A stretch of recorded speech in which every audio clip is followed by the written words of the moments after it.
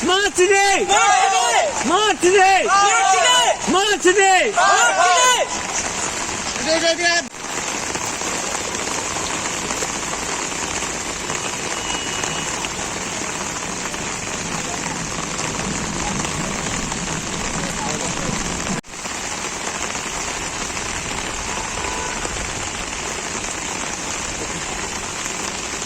আপনারা দেখতে পাচ্ছেন 2018 সনে বিপ্লব দে এসে বলেছিল যে 1 বছরের মধ্যে উনি আগরতলা সিটিকে স্মার্ট সিটি করে দেবেন এবং জলের সমস্যা উনি কমপ্লিটলি একদম শেষ করে দেবেন, শহরে কোনো জলের সমস্যা হবে না।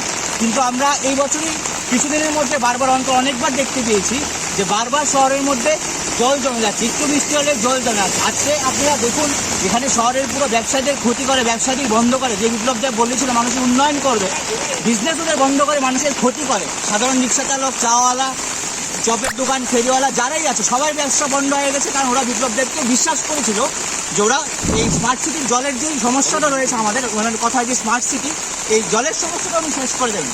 তার প্রতিবাদে আজকে আমরা জাহাজ তো ত্রিপুরাতে আসিনি, তো কী করবো আমরা? তার জন্য আমরা আজকে কলা গাছ কেটে ছোটো ছোটো নৌকা বানিয়েছি। আর এই স্মার্ট সিটিতে যে জল জমেছে তার প্রতিবাদে আমরা তৃণমূলের পতাকা লাগিয়ে আজকে শহরের প্রাণকেন্দ্রে মাঝখানে ব্যবসায়ীদের পক্ষ থেকে, ছোট ফেরিওয়ালাদের পক্ষ থেকে, রিক্সা চালকদের পক্ষ থেকে, সবার থেকে আমরা এই রাজ্যবাসীর পক্ষ থেকে আমরা আজকে প্রতিবাদ জানাচ্ছি। ওরা দেখুক, ওরা লজ্জা পাক যে জাহাজ আসেনি, স্মার্ট সিটি হয়নি, কোনো ওদের প্রতিশ্রুতি কোনোটাই ঠিক হয়নি।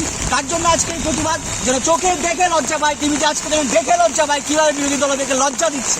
কিন্তু এখন তো বিপ্লব নেই, এখনো মানিক ছা।